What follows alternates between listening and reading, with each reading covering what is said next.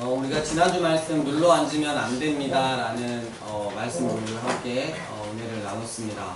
우리의 최종 목적지는 약속의 땅인 영원한 하나님의 나라 천국이라고 했습니다. 때문에 우리는 잠깐 있다 없어질 이 세상에 야곱처럼 마음을 두며 살면 안 될 것이라고 했습니다.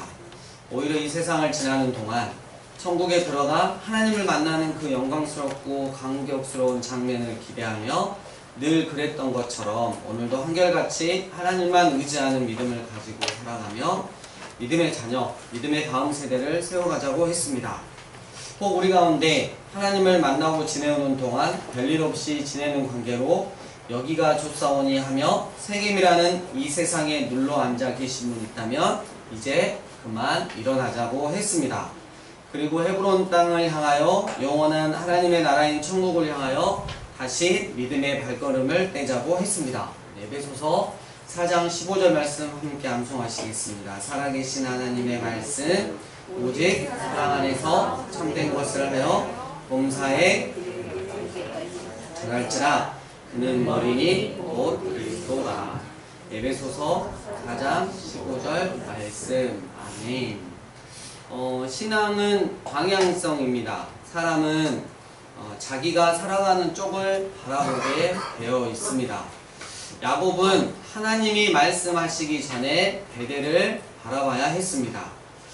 영적 가장으로서 마땅히 이끌어야 할 야곱이 세상에 머물면서 영적 무지에 빠지고 세속적이 되니까 자녀들이 그렇게 타락해 간 것입니다. 하지만 이런 절망적인 상황에서 놀랍게도 하나님이 먼저 말을 걸어오셨습니다. 그리고 그것은 엄중한 책망이기도 하였습니다. 이것이 우리에게 은혜입니다. 내가 지금까지 잘하고 있는 것은, 이렇게 잘 자라고 있는 것은 오직 하나님의 은혜인 것입니다. 무조건 하나님이 전제가 되어야 합니다. 하나님의 은혜가 없으면 말씀 앞에 올 생각도 안 하고 올 수도 없고 기도할 마음도 안 생깁니다. 성령 하나님이 붙잡고 은혜를 주셔야 믿음의 길을 계속 갈 수 있습니다. 하나님의 허락 없이는 불가능한 것입니다. 하나님이 야곱에게 엄중히 책망하시며 말씀하셨습니다. 일어나 베델로 올라가서 거기 거주하며 하나님께 제단을 쌓아라. 야곱에게 중요한 곳은 베델입니다. 베델에서 하나님을 만났고 처음으로 깊게 체험했습니다. 하나님 아버지와 아들 예수님의 연합을 상징하는 돌베개를 베고 누우면서 그토록 하나님을 원했을 때 하나님은 응답하시며 말씀하셨습니다. 너는 복의 통로다. 내가 너와 함께 있어 네가 어디로 가든지 너를 지키겠다. 너는 신앙훈련을 통해 내가 누구인지 알게 될 것이다. 그리고 이 땅으로 다시 돌아오게 하겠다. 내가 내게 허락한 것을 다 이루기까지 결코 나는 너를 떠나지 않을 것이다. 이에 야곱은 그 만남의 장소 베델로 다시 돌아올 것인데 거기서 열의 하나를 드리고 거기가 하나님의 집이 될 것이라고 약속했습니다. 우리도 믿음의 길을 걸으면서 하나님을 만났던 그래서 하나님을 고백했던 지점이 있을 것입니다. 중요한 것은 하나님을 만난 그곳에서 여전히 하나님께 온전히 반응을 하고 있느냐는 것입니다. 아브라함이 이삭을 바쳤을 때 하나님이 양을 준비하신 것을 미리 알고 간 것은 아니죠. 인생길에서 만난 하나님을 따라가다가 믿음을 고백하며 충실히 말씀을 따랐을 뿐입니다. 이것이 신앙입니다. 야곱은 베델에서 하나님과 약속했던 것을 잊어버렸습니다. 여기서부터 야곱이 타락하기 시작했습니다. 약속의 땅으로 돌아오긴 했지만 베델에 이르지는 못했습니다. 오히려 정반대 방향으로 올라가 세상을 상징하는 세겜에서 10여 년이나 머물렀습니다. 베델까지 가야 야곱 자신이 하나님께 드린 고백이 완성되는데 말입니다. 하나님을 만난 곳, 하나님을 부른 곳으로 나아가기까지가 신앙의 싸움입니다. 우리에게도 각자의 베델이 있습니다. 나의 베델은 어딘가 한번 생각해 보시기 바랍니다. 혹시 그 베델을 잊고 살지는 않았는지. 베델은 돈을 버는 장소가 아니라 하나님 앞에서 삶을 사는 흔적을 보이는 곳입니다. 아브라함과 이삭과 야곱의 장소가 각기 다르지만 부름받은 곳에서 하나님을 붙잡는 삶을 보였다는 것이 중요합니다. 야곱은 자기가 만난 장소를 놓쳤기 때문에 타락하기 시작했습니다. 그러나 하나님은 그를 놓지 않으셨어요. 하나님이 반응하는 것을 보십시오. 야곱에게 일어나라고 하셨습니다. 세겜에 거주하지 말고 올라가서 하나님을 만난 그곳에서 거주하라 하십니다. 그곳에서 하나님께 제단을 쌓으라 하십니다. 야곱은 세겜에 머물러 평안하게 살기를 바랐을 것입니다. 세겜에 있는 것들을 누리며 살고 싶었을 것입니다. 세겜 땅에는 하나님이 안 계셔서 베델로 여러분 가라고 하신 것일까요? 결코 아닙니다. 하나님은 세겜에도 계시고 세겜에서도 예배를 받으십니다. 문제는 하나님이 나를 통해 영광 받고 싶어 하시는 곳이 있다는 사실입니다. 그것을 우리는 사명지라고 합니다. 저에게는 어디겠습니까? 바로 이 강주 삶의 예배인 교회가 될 것이고 다음 세대 교육을 하는 너네스쿨이 될 것이고 이 강주 도심이 될 것이고 저 북한 땅이 될 것입니다. 마찬가지로 여러분도 각자 하나님께서 부르신 곳 사명지가 각자 있다는 것입니다. 1차적으로는 당연히 가정이 되겠죠. 그 다음으로는 학교가 될 수 있고 직장이 될 수 있고 사업장이 될 수 있고 내 일터가 될 수 있겠습니다. 바로 나의 사명지로 올라가서 하나님 당신을 예배하는 삶을 살아가는 것입니다. 하나님 부르심 있는 곳에 거기에서 머무르면서 하나님을 예배하고 하나님을 기뻐하고 하나님께 영광 돌려드리는 삶을 살아가고 하는 것입니다. 야곱은 하나님의 엄중한 책망에 전심으로 돌이켰습니다. 제가 엄중한 책망이라고 생각했던 이유가 이만큼 야곱이 잘못했는데 하나님이 야곱아 너 이제 베델로 올라갈래? 이랬을 일은 없을 것 같아요. 제가 부모 입장에서 보면 굉장히 단호하게 엄하게 혼내면서 이야기를 했을 것 같아서 엄중한 책망이라는 단어를 제가 삽입을 했습니다.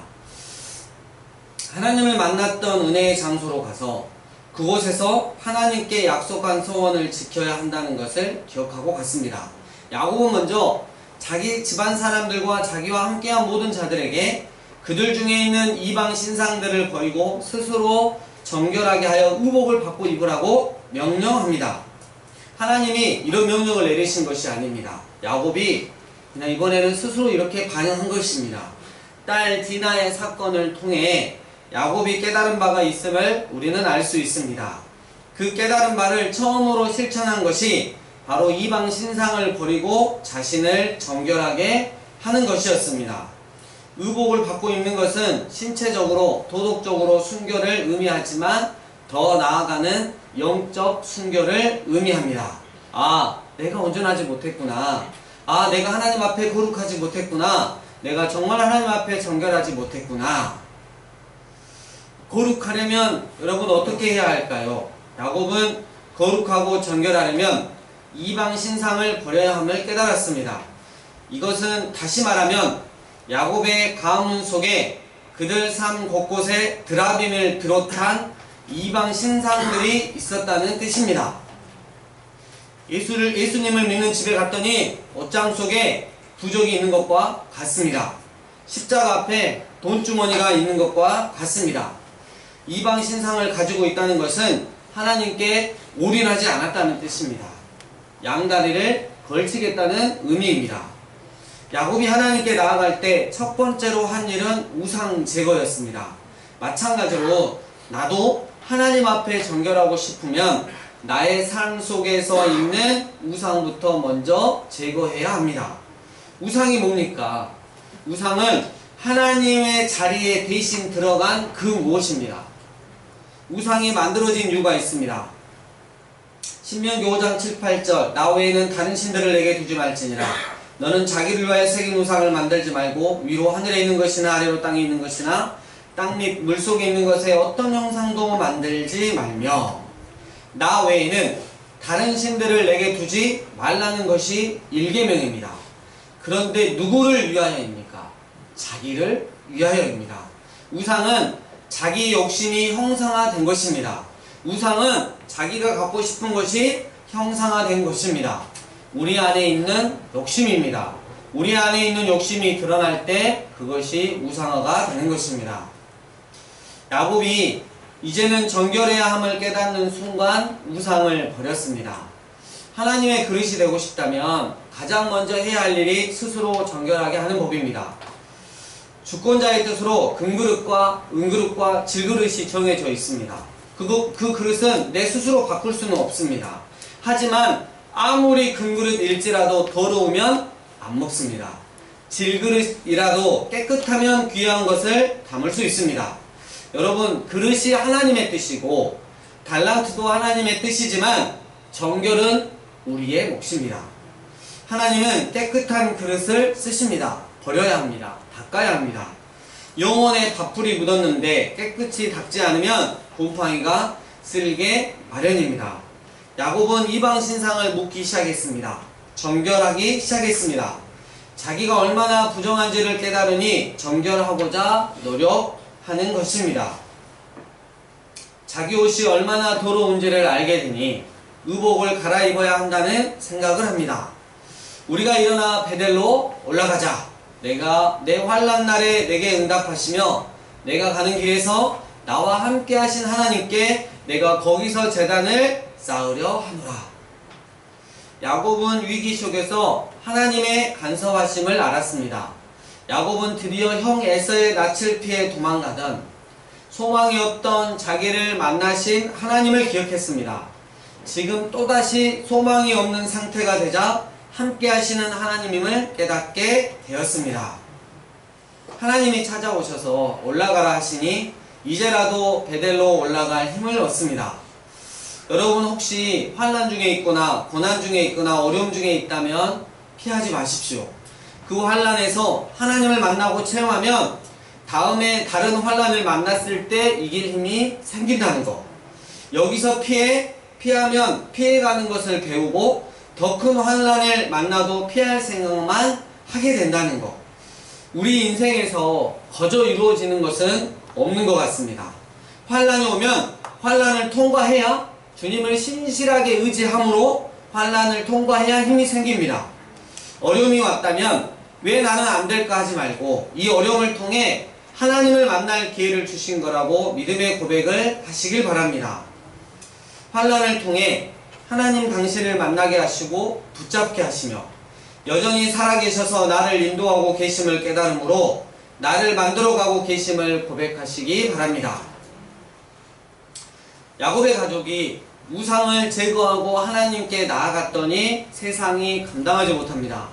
그들이 떠났으나 하나님이 사면 그 사명 거울들로 크게 두려워하게 하셨으므로 야곱의 아들들을 추격하는 자가 없었더라. 세상이 강하게 보일지 모르지만 하나님이 허락하시는 한계 안에서만 강할 수 있다는 것. 허락하지 않는 곳에는 아무리 강해 보이는 세상이라도 역사하지 못합니다.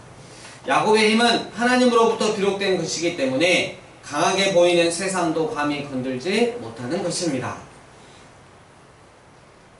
창세기 35장 8절 리브가의 유모 드보라가 죽음에 그를 베델 아래에 있는 상수리 나무 밑에 장사하고 그 나무 이름을 알론바굿 복함의 상수리라 불렀더라. 지금까지 우리는 리브가의 유모 드보라의 존재를 전혀 알지 못했습니다. 그런데 벼랑간 여기서 죽음으로 등장합니다. 정말 뜬금없는 것 같습니다. 이것은 야곱이 그냥 슬픈 게 아니라 이 죽음을 통해 슬픔을 통해 드러내고 싶은 히브리적인 문학적 표현이 들어있기 때문입니다. 야곱은 세겜 근처 상수리 나무 아래에 이방 신상들을 다 묻어버렸습니다. 그리고 베델 아래에 있는 상수리 나무 밑에 믿음의 사람 드보라를 묻었습니다. 그러니까 세겜에서 더러운 이방 신상들을 묻었다면 야곱이 하나님을 만난 후에는 믿음의 사람 드보라를 묻었던 것입니다. 이는 야곱의 더러움이 씻기고 거룩하게 바뀌었음을 설명하기 위한 히브리어의 문학적 표현입니다.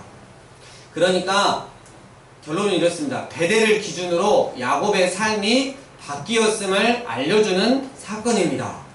하나님을 만나고 하나님과 약속했던 장소를 믿음으로 통과하는 것이 얼마나 중요한지 모릅니다. 야곱이 이 길을 통과하자 결론이 이렇습니다. 35장 9절 야곱이 밧단 아람에서 돌아오매 하나님이 다시 야곱에게 나타나서 그에게 복을 주시고 야곱은 하나님의 약속대로 밧단 아람에서부터 평안히 가나안 땅 세겜 성읍에 이르렀습니다. 가나안 땅에 들어왔지만 돌아왔다는 표현을 쓰지는 않습니다.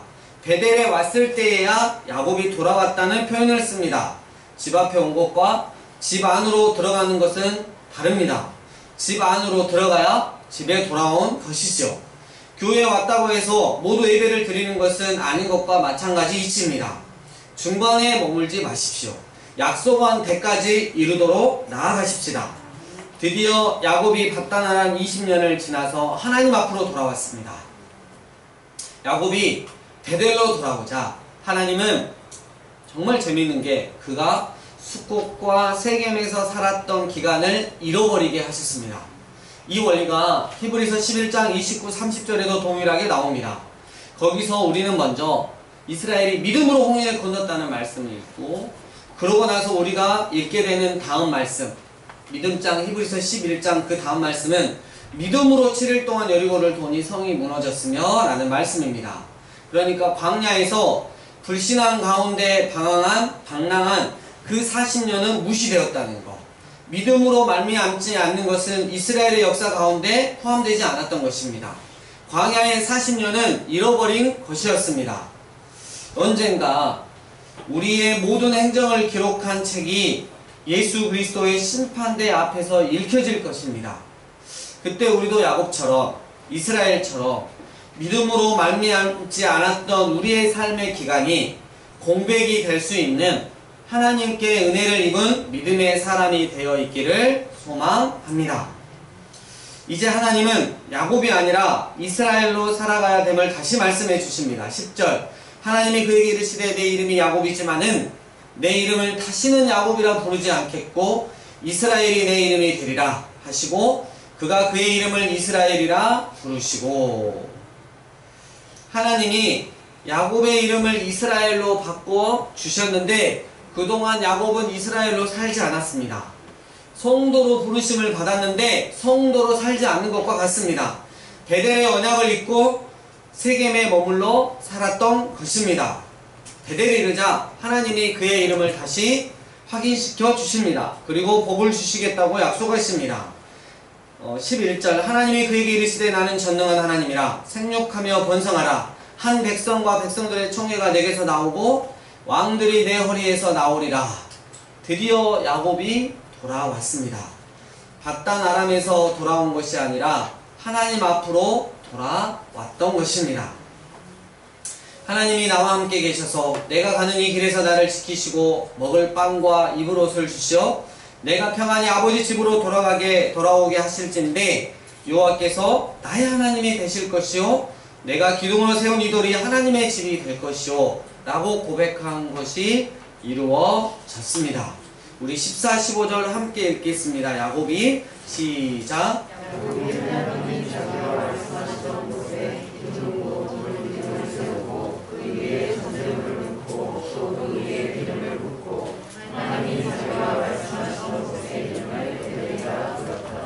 아멘. 야곱이 드디어 기둥을 세우고 고백을 했습니다. 또 이 기둥을 세울 때 야곱이 전제물, 즉 포도주를 부었습니다. 전제는 제물 위에 포도주를 붓는 제사입니다. 이 전제의 의미는 헌신과 순교를 각오하고 하나님께 자신을 드린다라는 뜻입니다. 이로부터 하나님과 야곱 사이의 교제가 다시 충분하게 회복되었습니다.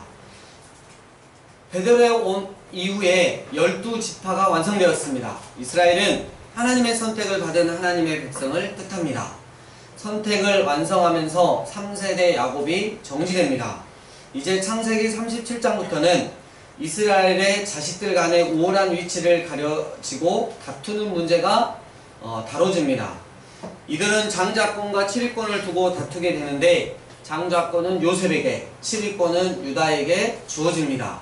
그 재미난 영적 이야기 다음 주부터 또 시작하겠습니다. 말씀을 정리합니다. 야곱에게 라반은 다시 만나고 싶지 않은 사람이었습니다. 에서 또한 피하고 싶은 사람이었습니다.